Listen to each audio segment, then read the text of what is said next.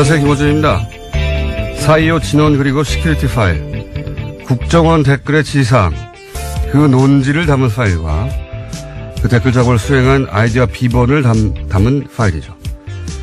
최근 대법원 법원행정처 컴퓨터에서 우병우 전 민정수석이 2심 유죄 판결에 큰 불만을 표시했고 해당 파일이 대법원 판결에 중대한 변수가 될 거라는 내용이 발견이 됐죠. 대법원은 이 파일의 증거 능력을 인정하지 않았고 결국 사건은 파기환송이 됐습니다. 우병우의 불만은 해결이 된 거죠. 검찰이 이 파일의 작성자, 애초 자신이 작성했다고 인정했다가 나중에 기억이 나지 않는다고 진술을 바꾼 전 국정원 심리전단 소속 김모 씨를 작년 8월부터 5차례나 소환했지만 출석하지 않자 체포영장을 청구했습니다. 법원이 이를 어제 기각했습니다. 작년 8월부터 5차례 소환에 불응했다면 일반인은 진작 체포가 됐겠죠. 시민들이 검찰을 응원하고 사법부를 비토하는 풍경 최근 자주 벌어집니다. 이 생경한 풍경이 벌어지고 있는 이유 사법부 스스로 제공한 겁니다. 스스로 제공한 이유 스스로 해결하지 못하면 무능하거나 비겁하거나 어느 쪽이든 사법부 신뢰 회복은 아주 멀리 물 건너 가는 거죠. 김원준 생각이었습니다. 체포영장이 기각됐다는 뉴스가 이렇게 구석에 처박혀 있나 모르겠어요. 네. 기각됐습니다. 네, 그러게요. 5차례, 저는 이게 작년 8일이라고 그러죠. 깜짝 놀랐어요. 네. 저도 소환에 불응해 봤는데. 몇 번 불응하셨나요? 아니, 이 정도로 불응할 수는 없어요. 예, 그렇죠. 5차례나 불응했을 경우에는요, 보통 체포영장을 쳐서 데리고 나옵니다. 2번, 그것도 이제 변호사 통해서, 일종 조율하고, 그러면서 한 2번, 어떨 경우는 특수한 상황이 되면 3번, 이렇게 모르겠는데, 작년 8월이잖아요. 작년 8월. 이게 언제부터입니까? 이게 작년 8월부터 했는데, 아직도 안 나오면 체포해야 되는 거 아닙니까?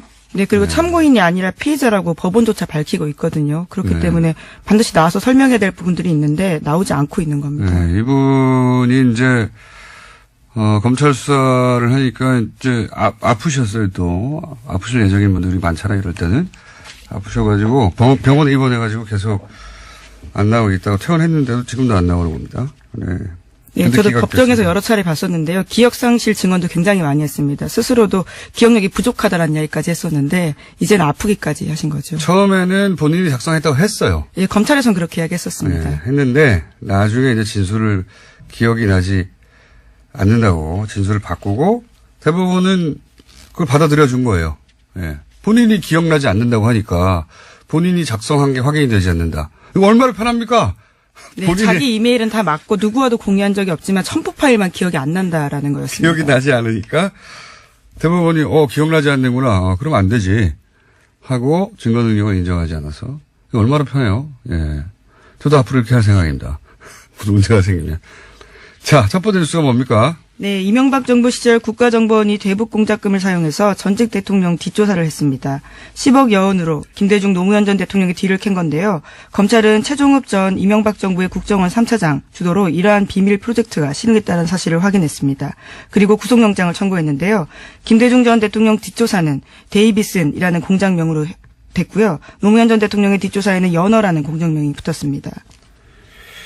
데이비슨은 뒤에서 나온 것이고 연어는 이제 노무현 대통령 해외 비리가 있으면 그 사람들을 국내로 다시 돌아오게 만들겠다는 이런 뜻이 담긴 거라고 하던데. 네, 하지만 다 실패했습니다. 사실이 아니어서요. 예, 사실무근으로 판결이 나서 실패했는데 이게 이제 실패했기 때문에 드러나지 않을 뻔했던 거죠. 예, 그런데 이게 어떻게 드러났냐 재밌습니다.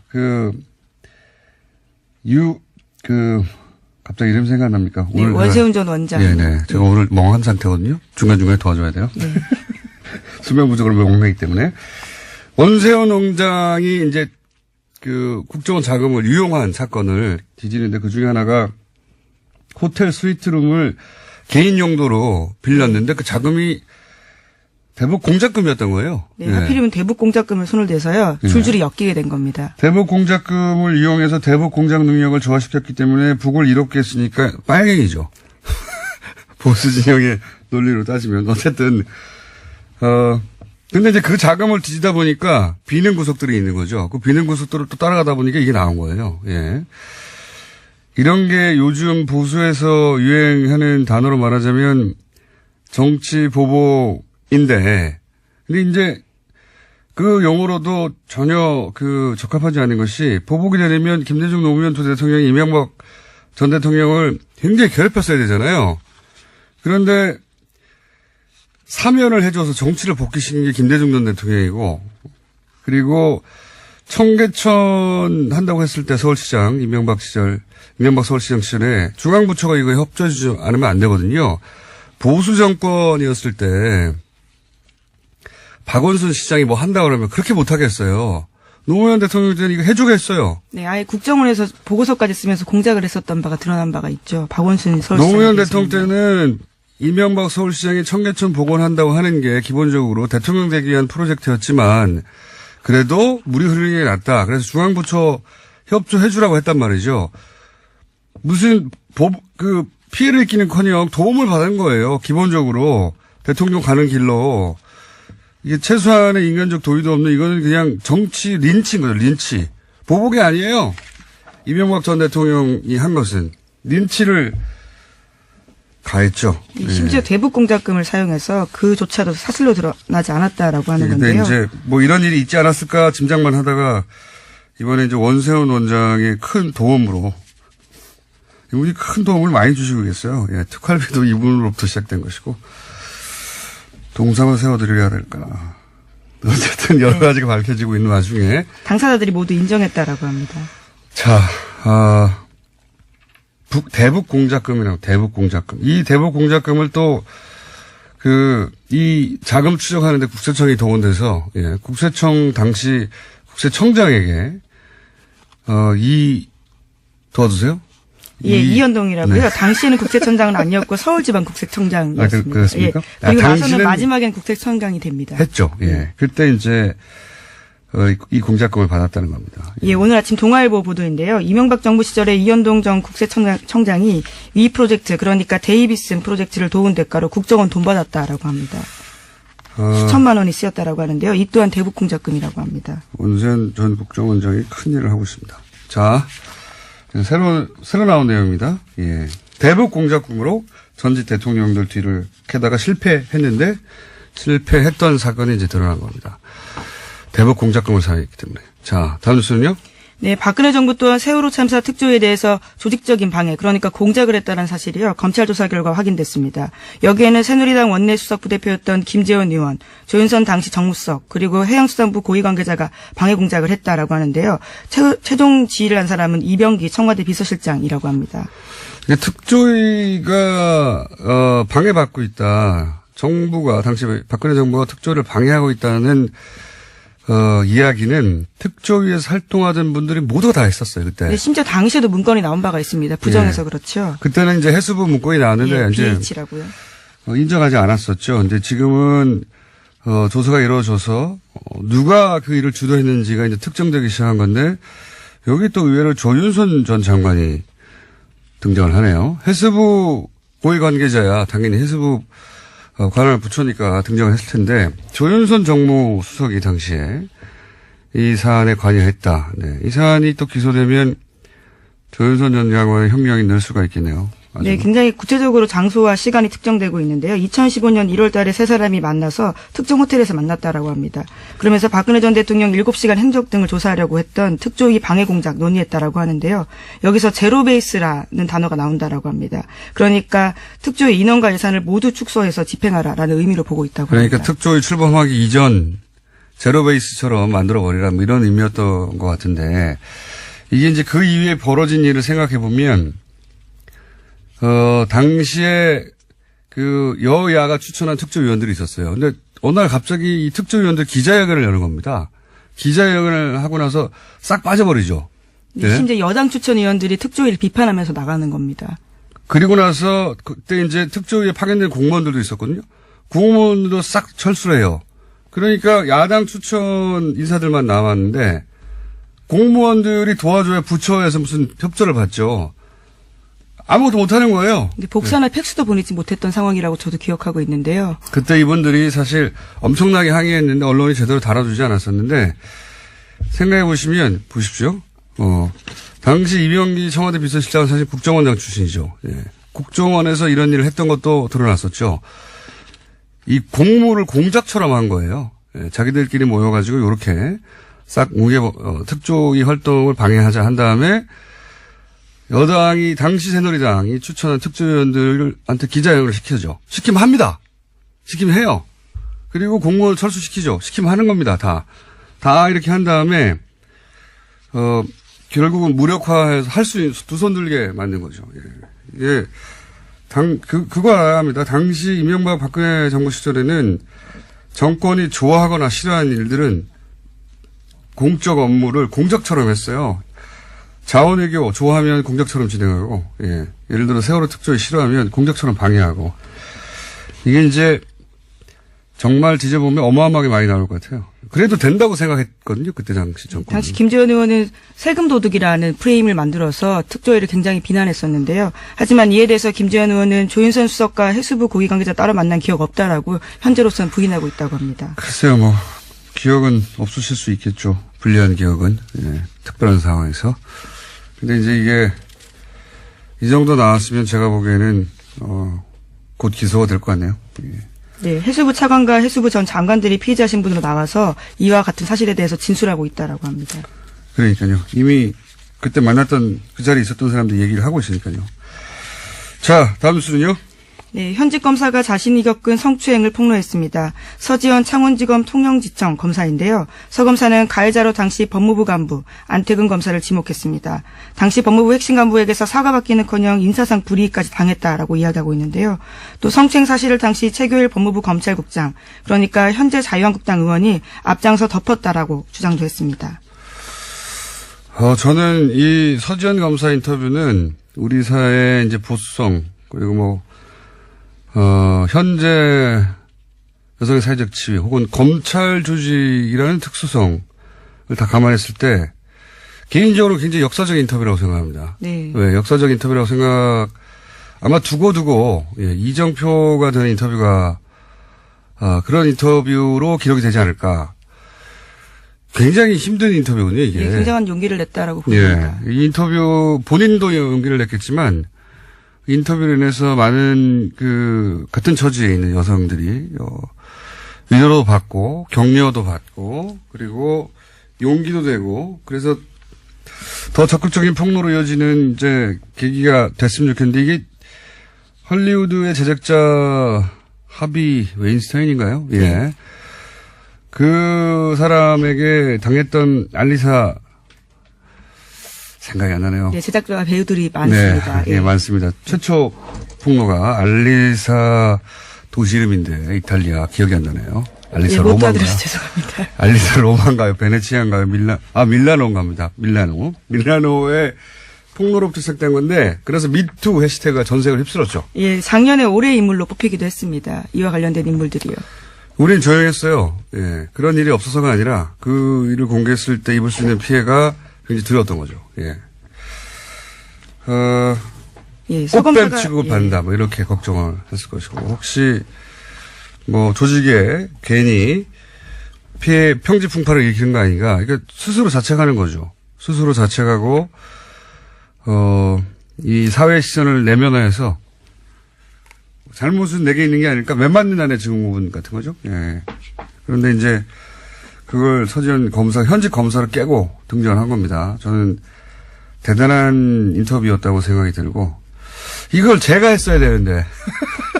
네, 어제 원래 글을 먼저 올렸었는데요. 관련 글에서는 캠페인이 미투 해시태그 달았다라고 합니다. 네. 그리고 관계자들의 반론도 말씀드려야 될 것 같은데요. 안 전 국장은 오래된 일이고 술 마신 상태라 기억이 없지만 있었다면 사과한다라고 하고요. 최교일 의원은 전혀 기억이 없다면서 왜 나를 끌어들였는지 이해하기 어렵다라고 주장하고 있다고 합니다. 예, 밝혀지겠죠. 예. 어쨌든 저는 서지현 검사 응원하고 제2, 제3회 서지현이 계속 나오기를 응원하고 이 인터뷰 자체가 이정표로 기록될 역사적인 인터뷰였다. 저는 그렇게 생각합니다. 다만 아쉬운 것은 내가 했었어야 하는데. 예, 대검 감찰본부에서 계속해서 조사하겠다라고 하니까요. 이후 상황들도 팔로우하실 수 있을 것 같습니다. 알겠습니다. 오늘은 인터뷰가 많아가지고 바로 이어가지고 저희가 어제도 민의를 하나 했기 때문에 민의를 하나 준비했습니다. 안철수 대표 비서실장 송기석 의원 스튜디오에 직접 나오셨습니다. 안녕하십니까? 네, 안녕하십니까. 송기석입니다. 전화와 통화만 하다가 반갑습니다. 어제 이상돈 의원도 직접 나오셨기 때문에. 아, 그러셨어요? 네, 직접 나오시는 게 좋을 것 혹시 같아요. 이 자리에 앉으셨습니까? 바로 그 자리에 앉아 계셨습니다. 네. 똑같은 시간대에. 예. 우선 또 없는 다리를 걷는 건 맞죠, 이제? 예, 그런 것 같습니다. 사실 그렇죠. 어제 그제 일월 28일 이른바 이제 통합 반대하는 이른바 민평당 측에서는 장준이 발기인데 이렇게 하고 그리고 통합 추진하는 국민당 안철수 대표 측에서는 당무위 열어서 179명 징계함으로써 사실상 끝난 거죠, 이제. 돌아올 수 없는 다리를 걷는 거 아닌가 그렇게 보입니다. 알겠습니다. 어차피 이제 돌이킬 수 없는 일이면 그냥 핵심 몇 가지만 여쭤보겠습니다. 지금 최근에 논란이 되는. 예.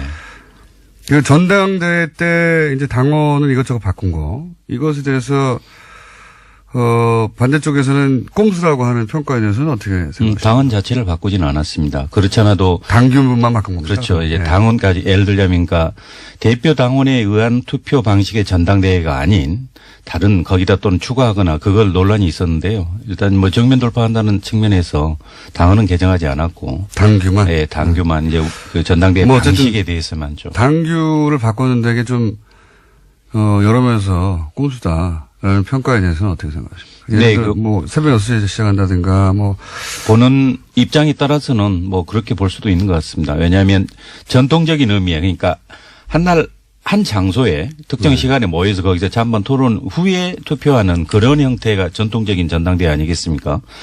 그렇지만 이 현대 이 뉴미디어 시대에 와가지고 과연 그 방식을 꼭 고수한 게 옳으냐라는 측면인데요. 거기에 이제 다른 걸 더 가미했다고 볼 수 있을 것 같습니다. 근데 모집단을 줄이려고 대표당원한테 전화해서 모집단을 10,000명을 한 절반 가까이 쳐낸 것도 포함해서 의장 권한을 사실상 무력화하는 디테일한 몇 가지 장치 이런 건 사실 반대파가 이렇게 했으면 안철수 대표 측에서도 가만 안 있었겠죠. 예, 분명히 제가 보기에도 논란의 소질이 있습니다. 다만 대표당원 같은 경우는 거의 한 이제 6,500한 7,000명 가까이 다시 회복된 상황이고 그게 뭐냐면 결국 당비를 내지 않는 분들 또 연락이 안 되는 분들을 어떻게 대표당원 지위를 유지할 것인지 여부가 이제 핵심이었던 것 같습니다. 핵심은 그게 아니라 어떻게든 통합을 하려고 하다 보니까. 그렇죠. 그런 측면도 있죠. 그런 측면이 다 아닙니까? 예, 그렇죠. 전대 이제 가결을 위해서 사실 그렇게 그렇죠. 그렇습니다. 인정하겠습니다. 갑자기 훅 인정하시고. 네. 자. 그리고 또 한 가지 계속 언론에 등장하는 게 이상돈 의원 비롯해서 통합에 반대하는 세 분의 비례대표. 네. 세 분보다 더인지 모르겠지만 어쨌든 드러난 건 세 분. 이분들의 출당을 본인들은 요구하는데 안철수 대표가 혹시 이걸 해줄 가능성이 조금이라도 있을까요?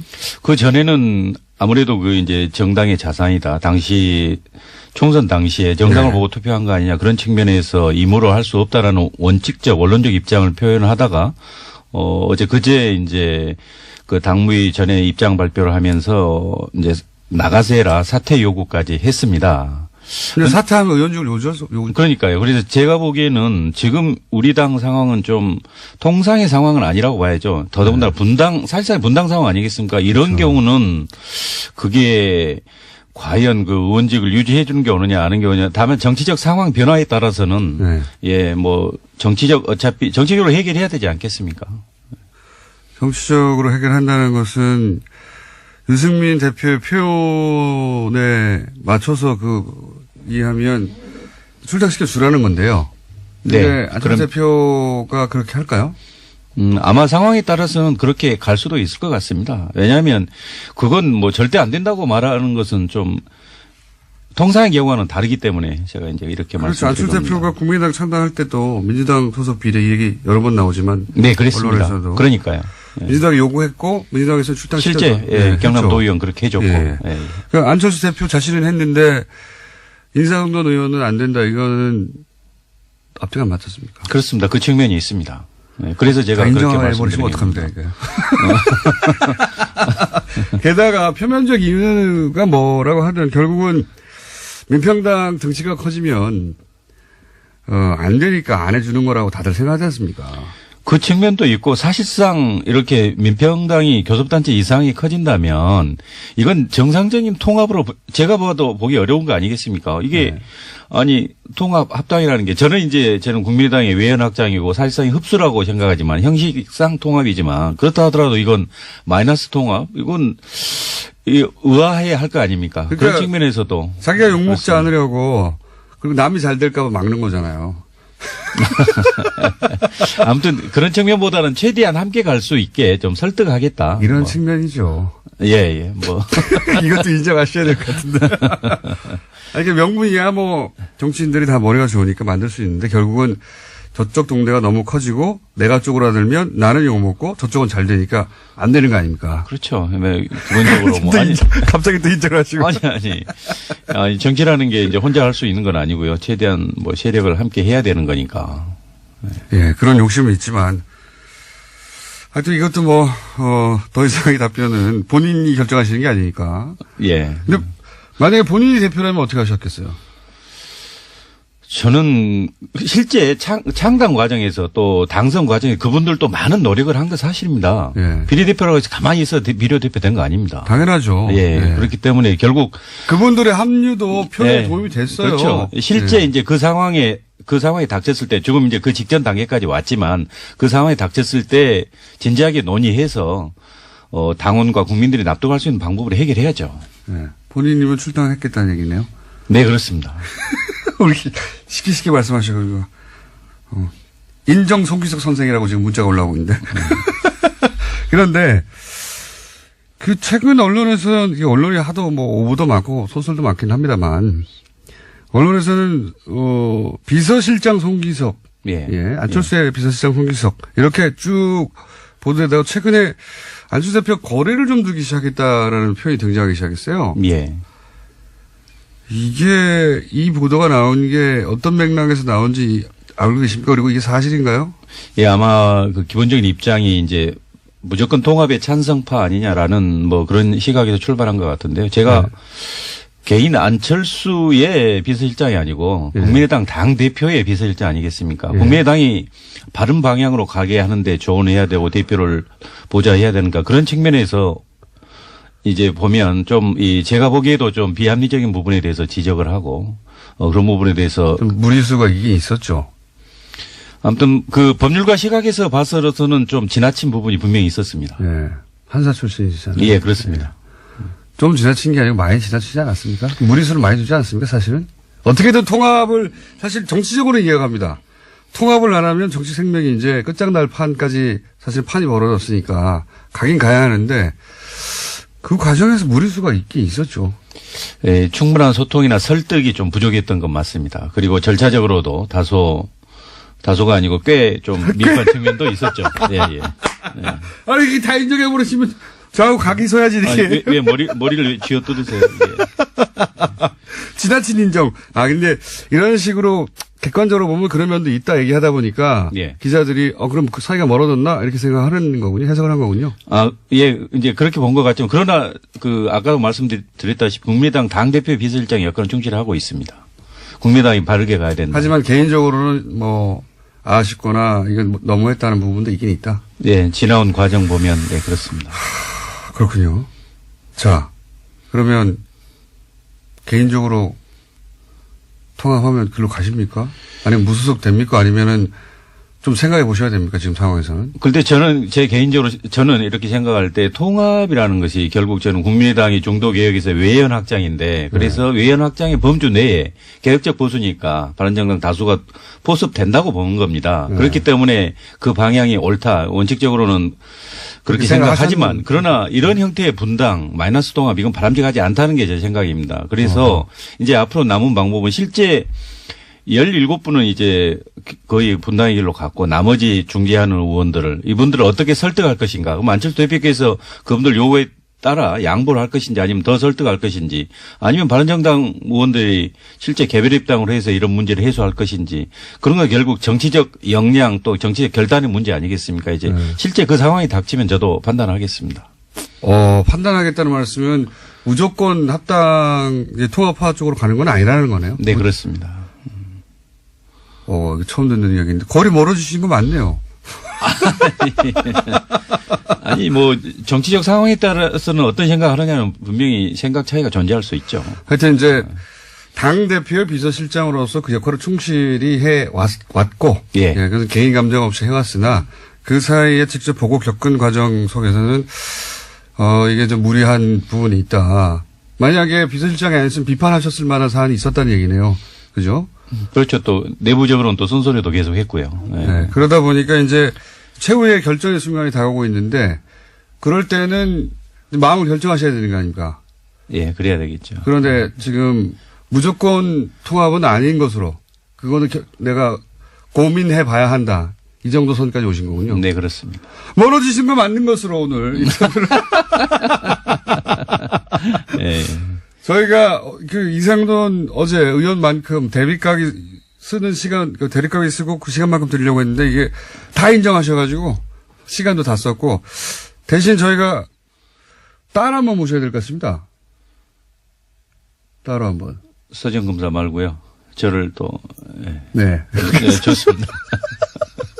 법률 용어가 갑자기. 자, 아니, 어제 이제 반대파와 사실은 찬성파의 대립구도로 이제 모셨는데. 예. 약간 가운데로 오셨기 때문에. 게다가. 아니, 근데 저는 그 반대하는 분들의 그 논리에 대해서는 수긍을 못 합니다. 알겠습니다.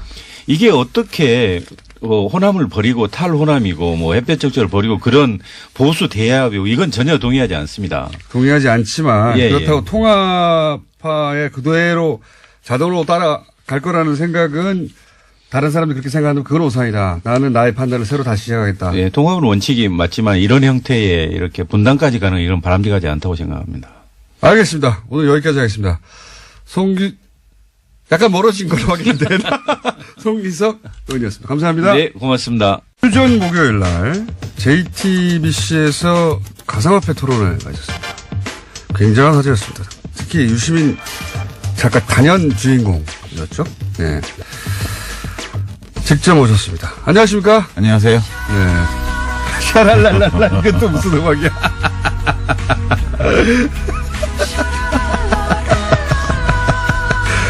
제가 이제 통화만 하다가 직접 만나면 좋네요. 빰빠레도 올려주고. 네. 오랜만에 뵈서 반갑고요.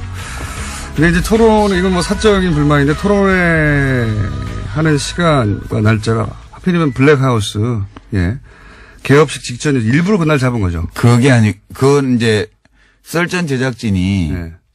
그 사장실에 가서 네. 경쟁사에서도 할 수 없는 비윤리적 그 행위라고 엄청 그 비난을 했대요. 아, 스스로? 왜냐면 썰전 방송 직전이었는데 썰전에서도 이걸 다뤘거든. 아하. 썰전에서 다뤘는데 또 했구나, 앞에서. 그렇지. 예. 그래서 썰전 제작진이 이거는 경쟁사 사이에서도 할 수 없는 차마 비윤리적인 행위라고 하는 그러니까 거예요. 블랙하우스 개업식을 망가뜨리려고 하는. 그만큼 이 문제가 급한 문제여가지고. 그러면 이 문제는 결국은 손석희 사장님의 음모네요? 그렇지. 자, 원래 사실은 하고 싶은 이야기는 썰전이 다 풀기 때문에 유시민 작가는 이 섭외에 응하지는 않았습니다. 예. 근데 오늘은 직접 스튜디오에 따로 출동을 해야 할 만큼 이 심각한 사태가 벌어졌다고 이제 판단하신 거죠. 뭔가. 그렇죠. 예. 썰전이나 JTBC 이외에 또 어딘가에 가서 이거 꼭 풀어야 되겠다 생각하신 거죠. 뉴스 공장밖에 없지. 그렇다고 봐야죠. 네. 자, 오늘 그래서 도대체 블록체인이 뭔지, 비트코인이 뭔지, 뭐 기타 등장하는 여러 가지 용어들이 있습니다. 분산 원장이라는 단어도 등장하고요. 뭐 영어도 막 등장해요. 예. 작업 증명 이런 거 등장하고 기사 읽다 보면 포기하게 돼요, 중간에. 근데 문제가 근데 뭐냐면 모든 기사의 뒤에는 거래소 광고가 붙어 있어요. 인터넷에 보면. 그렇죠. 예. 그 얘기 좀 이따 할 텐데. 요 기술적인 얘기를 조금 먼저 하고 넘어가야 되는 것이 보통 이제 이런 기사 읽다가 이런 본인이 그 직관적으로 단숨에 이해가지 않는 상황이 등장하면 아, 이건 내가 모르는 영역이구나. 그렇지. 모르는 영역이기 때문에 내가 여기다 토를 달면 안 되고. 입 다물어야겠다. 그렇죠. 내가 뭘 잘 모르는 걸 거야. 이렇게 생각하게 되고 남들이 떠드는 것만 보게 된단 말이죠. 근데 사실 이 비트코인 혹은 뭐 블록체인 기술이라는 게 이제 유시민 작가가 이제 나왔으니까 이제 쉽게 예를 들어 설명하겠죠. 예, 못하면 퇴장이고요. 알고 보면 뭣도 아니야, 이거. 뭣도 아니야. 그래서 일단 이 2부에서는 이게 무슨 기술인가 얘기를 한번 풀어보려고 합니다. 자, 그래서 유시민 작가가 설명을 했는데 어려우면 제가 다 대신하고요. 그리고 필요 없으니까 3부는 안 나오는 것으로. 예. 이게 인류 역사상 있었던 수많은 투기 사건, 사기 사건 중에 가장 난해하고 우아한 사건이에요. 난해하고 우아한 그 뒤에 뭐 하나 붙는 거 아닙니까? 사기 사건. 사기 사건, 난해하고 우아한 사기 사건.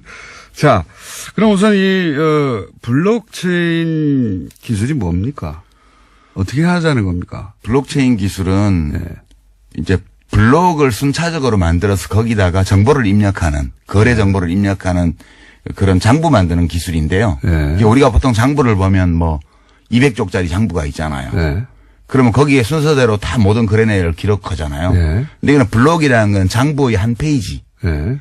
그게 원래 장부가 없고 누가 한 페이지를 만들고 그다음에 일어나는 거래 기록은 그 다음 페이지를 누가 만들면 네. 그 페이지에 다 기록이 되는 거예요. 네. 그래서 이 첫 그걸 페이지 또 다 공유해요, 같이. 예. 공유라기보다는 네. 그걸 늘어놓는 거지. 그거를 그 원장을 가지고 싶은 사람은 가질 수 있게. 요렇게 설명해가지고 저희 PD가 저 IT 바보거든요. PD 표정을 보니까 이해를 못했어요, 지금. 멍하게 있는 거 보니까. 그러니까 우리 돈 거래하는데 예. 그 기업 장부나 혹은 뭐 은행 장부에 돈이 들어오고 나간 게 기록이 돼 있어야 되잖아요. 네. 근데 그거 은행 필요 없이 우리끼리 그냥 사람들끼리 누군가가 장부를 만들면 네. 그 장부에 막 기록이 되게 하는 거야. 이렇게 장부 한 페이지가 블록 하나예요. 장부 한 페이지가 블록 하나고. 네. 블록체인은 뭐냐 하면 첫 번째 장부에 이름이 있어. 네. 제네시스 블록이라 그래서 네. 원조 블록. 네. 거기에 장부 맨 끝에 나오는 기록 하나가 그 다음 페이지 맨 위에 올라가고. 그렇죠. 예. 자세히 하시네. 네. 그 다음 페이지의 맨 끝에 엔지니어 아니시면서 자세히 하시네. 네. 네. 그래서 그 페이지마다 이름이 정해지는 거예요. 네. 순서대로. 네, 맞아요. 그러면 페이지 이름을 보면 그 앞에 페이지가 어느 쪽 페이지고 뒷 페이지가 어느 페이지인지 다 알 수가 있어. 그렇죠. 네. 네. 그리고 어느 한 군데를 조작해가지고는, 들키게 되죠. 그래서 비가역적이에요. 한번 장부가 작성되고 나면 비가역. 변경을 못 해. 예. 그래서 이 페이지 하나하나가 차례대로 이어지기 때문에 체인이라고 그러는 거예요. 요거는 실제 기술 원리에 굉장히 가깝게 설명을 하신 거예요. 근데 저 PD 표정이 알아들은 척 하려고 하는데 못 알아들은 표정이거든요. 그러니까 기사에는 다 이렇게 나와요. 탈중앙화 시스템에서 안전하게 사용할 수 있는 디지털 원장의 기반 기술. 이렇게 표현해놔가지고 알아들을 수가 없는데. 일부러 그러는 것도 있어요. 못 알아들으라고. 네, 일부러 그러는 이거 것도 어마어마한 거다? 이거 대단한 거야? 너 모르지 이거 뭔지 뭐 이러면서 내가 시킨 대로 해야 돼. 뭐 그런 거. 근데 제가 또 한번 그러면 설명해 볼게요. 왜냐하면 저도 그런 방식으로 주변에 제가 또 나름 공돌이 출신이에요. 설명해 보려고 했더니 잘 못 알아듣더라고요. 잘 못 알아들어가지고 이제 야동 있지 않습니까? 예. 야동을 예전에는 중앙에서 받았어요. 토렌트 같은 거예요. 그렇죠. 이게. 근데 최근에는 토렌트라는 게 등장했어요. 근데 이거는 뭐냐면 중앙에서 받는 게 아니라 사람들이 막 가지고 있는 거예요. 전 세계에. 그렇죠. 그 똑같은 야동을. 그걸 P2P라고 그러잖아요. 그렇죠. 근데 전 세계 예를 들어서 10,000명이 가지고 있으면 그 파일을 10,000개로 쪼개가지고 여러 사람한테 받는 겁니다. 그러니까 중앙이 없고 자기들끼리 주고받는데. 그렇죠. 자기 개인 서버의 용량이 안 되니까 조금씩 나눠서 받는 거예요. 그렇죠. 그걸 토렌트라고 해요. 본질적으로 이거 똑같은 겁니다. 분산해서. 근데 이제 여기서 문제가 뭐가 생기냐. 이 파일을 받을 때 사람들은 이게 진짜인지 가짜인지를 몰라요. 야동인지 알고 받았더니 받고 보니까 검찰 함정 파일이야. 그럴 수도 있잖아요. 네, 그런 가능성은 없어요, 이거는. 그렇죠. 네. 요 문제를 이제 해결하고 싶었던 거예요. 그렇죠. 블록체인은 그러면 10명한테 파일을 나눠서 받는 거야. 똑같아. 뭐 10명이나 1,000명이나 10명이라고 합시다. 비유적으로. 근데 이걸 도대체 이 파일이 야동인 줄 어떻게 확인할 수 있을까? 그러니까 신뢰할 수 있도록 해준 거예요. 그렇죠. 어떻게 신뢰할 수 있도록. 그 머리를 굴리기 시작한 겁니다. 그러니까 사토시 나카모토라는 이름을 쓰는 익명의 공학자 또는 뭐 공학적 그룹이 2008년도에 논문을 하나 딱 냈는데 그거는 학술지에 낸 게 아니고 화이트 페이퍼라 그래서 그냥 인터넷에 띄운 거예요, 논문을. 네. 그리고 몇 달 후에 2009년 1월 초에 이 시스템을 론칭을 해요. 비트코인 시스템을. 네. 그러니까 이 시스템에 들어와서 접속하는 사람을 피어라고 그러고요. 네. 그러니까 피어들끼리, 그냥 컴퓨터들끼리, 또 노드라고도 하는데 이 사람들끼리 너무 잘하는데? 네. 이 사람들끼리 그냥 거래를 해요. 비트코인 하나 줘, 뭐 줄게. 이렇게 해서 거래를 하면 거래 기록이 생길 거 아니에요. 네. 근데 이 거래 기록을 장부에 기록을 해야 되는데. 그렇죠. 최초의 이 사토시가 내려받은 최초의 제네시스 블록. 네. 거기는 기록이 하나밖에 없어요. 이 받았다. 네. 비트코인 받았다. 네. 이거 채굴해가지고. 네. 이 블록을. 첫 번째 채굴이니까. 예, 블록을 만드는 걸 채굴이라 그래요. 아, 이것도 설명해야 되는데. 아니, 채굴이라 그러는데. 저희 그러니까 PD가 이때까지 못 알아듣다가 본인이 못 알아듣는 걸 표시를 내기 싫으니까 고개 끄덕끄덕해서 알아들은 척. 그러니까 우리가 이제 사람들이 그 시스템에 비트코인 시스템에 쫙 들어와서 예. 서로 막 거래를 해요. 예. 그럼 거래 정보가 기록이 되려면 장부 페이지가 만들어져야 하는데 그게 한 페이지가 한 블록이라 그랬잖아요. 예. 그러니까 10분마다 블록이 갱신돼요. 10분마다. 예. 그럼 새로운 블록을 만드는 놈은 장부를 만든 놈이잖아. 예. 얘한테 보상을 해줘야 돼. 그렇죠. 그게 처음에는 50비트코인을 줬어. 예. 블록 하나, 장부 한 페이지를 만들면. 예. 그리고 이 장부에 앞으로 기록될 거래 내역이 생길 거 아니에요. 예. 그러면 그 거래 내역의 숫자에 따라서 또 수수료를 줬어요. 예. 그 수수료가 비트코인입니다, 사실. 그렇죠. 예. 수수료와 이해가 보상금을 다 모르네. 비트코인으로 준 거지. 예. 처음에는 보상금을 블록 하나에 50비트코인 줬다가 예. 21만 개 만들어질 때마다 반씩 줄여갖고 지금은 12개 반인가 줘요. 예. 지금 그동안 세월이 가서. 자, 요게 이제 기술 원리에 아주 부합한 설명입니다. 아주 부합한 설명인데 제가 야동으로 다시 한번 시도해 볼까요? 이 야동은 신뢰가 없잖아. 그게 야동을 어떻게 신뢰할까 고민한 거예요. 예를 들면 이거 받기 전에 내가 이게 틀림없이 야동이라는 걸 알아야 되잖아요. 네. 받는 과정에도. 그럼 어떻게 했느냐. 10명에다가 10문제를 풀게 한 겁니다. 다. 그 10명이 쫙 있다. 파일, 그렇게 설명하면 안 되고. 못 알아들으시는 표정이에요. 그러니까 이제 지금 이 비트코인 시스템이 모든 암호화폐의 이제 기본 형태인데 예. 이 사토시라는 자가 하여튼 사람인지 아닌지 모릅니다, 현재. 사토시라는 자가 이 집단이지. 시스템을 설계를 했어요. 예. 근데 재밌는 게 사람들이 여기 들어와야 될 이유가 없는 거야. 그렇죠. 이거를 퍼블릭 블록체인이라는 이름을 붙여서 예. 퍼블릭 아니거든요. 우리가 보통 생각하는 퍼블릭은 공공재 예. 이걸 퍼블릭이라고 그러는데 이거는 퍼블릭하고 아무 상관이 없어요. 예. 그냥 오픈돼 있는 거죠. 사람들이 들어와야 되는데 안 들어올 이유가 없어. 그러니까 도토리 줄게. 예. 그래서 와서 없습니다. 열심히 이제 문제를 풀어서 예. 그 원장 장부를 만드는 놈한테 상을 주는 시스템을 만든 거예요. 그 상위 비트코인인데. 비트코인으로. 예. 그런데 이제 이 페이지 하나는 나도 말하고 싶어 죽겠네, 이거. 이거 얘기해봐요. 손님이니까 해보세요.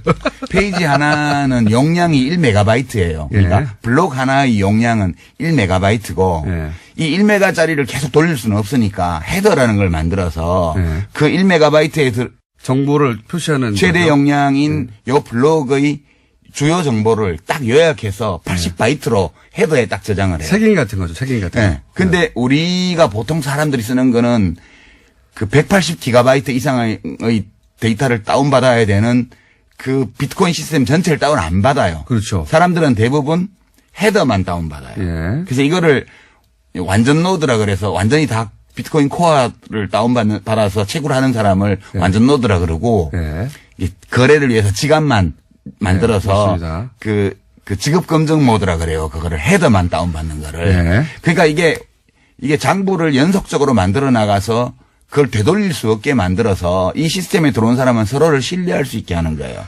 근데 이 장부를 만들려면 저희 PD 포기했어요, 얼굴이 보니까. 그래요? 아니, 이해하고 싶어 죽겠거든요, 자기도. 근데 이제 따라오다가, 아니, 난 안 되나 보다 하고 지금 그 표정이에요, 지금. 하여튼 그런 거예요. 그렇게 장부를 만드는 사람한테 상 주는 시스템이야. 제가 그러면, 왜냐면 이게 원리에 정확하게 부합되는 설명이 맞아요. 제가 알고 있는 바. 근데 제가 그 설명으로 설득시키나 이해시킨 사람이 별로 없어가지고. 아니 그냥 이렇다는 거 알면 돼요. 그냥 별거 아니라는 거. 제가 이제 아주 쉬운, 원리에는 약간 벗어나지만 본질은 비슷한 겁니다. 예를 들어서 비밀번호가 하나 있어요, 비밀번호가. 이 비밀번호가 있는데 그 사진을 찍었어요. 사진을 찍어요. 그런데 그걸 퍼즐로 막 나눠요. 예. 그걸 만약에 10명이 보유해요. 비밀번호를 알려면 그 퍼즐 10개를 다 훔쳐야 되잖아요. 10사람으로부터. 그렇죠. 좀 어렵죠. 근데 이게 10만 조각, 100만 조각이 됐다고 생각해보면 100만 명한테 가가지고 어떻게 다 훔칩니까, 그거를. 불가능하죠. 예. 이렇게 분산을 시켜버린 겁니다. 이렇게만 이해하세요. 예. 그래도 돼요. 그건 좀 부적절한 설명. 부적절한 설명이죠. 부적절한 설명인데, 이렇게만, 우리 PD는 좋아하잖아요, 봐요. 우리 PD 수에 맞추면 그런 겁니다. 아니, 사실은 이게 신뢰성이 있는 거는 그 비유도 좋지만, 이제 뭐 문제를 풀어야지 돼요. 여기서 그렇죠. 뭘 하려면. 예. 그러니까 10분마다 원장이 만들어지는데 여기서 뭘 해야 되는데, 얘네들이 암호화를 많이 해놔가지고, 이런 거예요. 까만색 칠을 해놓고, 이건 무슨 색깔, 무슨 색깔, 무슨 색깔을 몇 프로씩 쓸 건지 찾아내. 예. 그러니까 처음에는 채굴이 쉬웠어. 왜냐면, 이거 까만색이니까 빨강, 노랑, 파랑이야. 그러면, 그래, 너 잘했어. 이러고 정보 한 페이지 만들어주고 50비트코인을 줬어요. 예. 근데 지금은 이게 2조배 어려워졌어, 처음보다. 그렇죠. 지금은 이 50가지 물감을 섞어서 한 색깔을 내놓고 이거를 몇 가지의 물감을 몇 %씩 섞어서 만들었는지 알아내면 상을 주는 거예요. 이게 블록을 주는 거예요. 비유하자면 그런 네, 겁니다. 근데 이거를 이론적으로 규명할 수가 없고 다 해봐야 돼. 그래서 채굴업자들이 그래픽 카드를 써가지고 어마어마하게 돌리는 거예요. 자, 요게 이제 정확하게 기술에 부합한 설명이고요. 제 방식으로 퍼즐을 이제 해볼게요. 퍼즐을 맞춰야 되잖아요. 네. 그래 비밀을 알고 싶어요. 돈을 훔치고 싶어서. 그렇지. 퍼즐을 맞춰야 되는데 조각이 너무 많아요. 조각이 너무 많으니까 컴퓨터가 많이 필요해요. 그렇죠. 예. 그런데 이걸 개인이 할 수 없으니까 이제 이걸 해주고 수수료를 받는 거예요. 그게 채굴업체예요. 예, 그게 채굴이고 그때 수수료 받는 게 비트코인입니다. 채굴이라는 게 조각을 맞춰주고 이게 조각이 다 맞고 이게 가짜가 아니야. 라는 게 누군가 대신 해줘야 되는 건 조각이 너무 많아. 그렇게 생각하시면 됩니다. 난 비밀번호를 알고 싶은데 이게 정확하게 기술에 부합되는 내용은 아니지만 본질이 그렇다는 거예요. 그걸 작업증명이라고 그래요. 그렇죠. 그 과정을. 예. 그러니까 이게 맞나? 안 맞나? 네, 수학 문제를 푸는 게 아니고 수많은 경우의 수를 직접 대입해 봐야 되는 거라 가지고 그러니까 컴퓨터가 많은 놈이 이기는 거예요. 10분마다 하나씩 블록이 만들어지니까. 예. 그러니까 어마어마한 그 양의 그래픽카드 GPU를 설치해 놓고 그거를 쪼개서 10,000대 가지고 작업하면 100대 가지고 하는 놈보다 100분의 1의 시간에 할 수 있는 거지. 예. 그래서 전기를 많이 먹는다는 것이고. 어마어마하게 먹는 거지. 어마어마하게 쌓아놓고 하는 거예요. 컴퓨터 한 대에 할 수 있는 일이 아니니까. 근데 문제는 예. 그거를 이제 해서 풀었네? 조각을 맞췄네? 그러면 잘했어 하고 수수료 하나 딱 주는 겁니다. 수수료가 아니라 블록 하나가 만들어지면서 네. 이제 문제는 그걸 비트코인이라고 하는 거죠. 난이도는 첫 번째 제네시스 블록하고 네. 50만 번째 블록을 비교를 하면 50만 번째 게 그 1조 8천억 배 어려워요. 난이도가. 숫자도 다 기억하면. 약 이분이 1조 진짜. 8천억 배 어려운데 그러니까 채굴은 어려워지니까 비용이 많이 드는데 예. 비트코인 값이 안 올라가면 채굴이 안 돼요. 그러니까 채굴이 스톱되는 순간 이 시스템은 다 다운되는 거기 때문에 무슨 수를 쓰더라도 이 시스템을 돌리려면 값을 올려야 돼요. 그래서 사기꾼들이 이제 사기적인 방법으로 값을 올리는 거죠. 자, 여기까지는, 저희 PD의 눈빛으로 봐. 한 3분의 1 정도를 이해하는 척 하고 있어요. 이해하는 척 하고 있고. 몰라도 돼. 별거 아니라는 것만 알면 돼. 하여튼 기술이라는 게 어렵게 들리지만 본질은 그렇게 어려운 게 아니다. 예. 근데 이제 원래 맞게 설명하셨고 3부에서 그러면 이게 왜 문제인가? 본격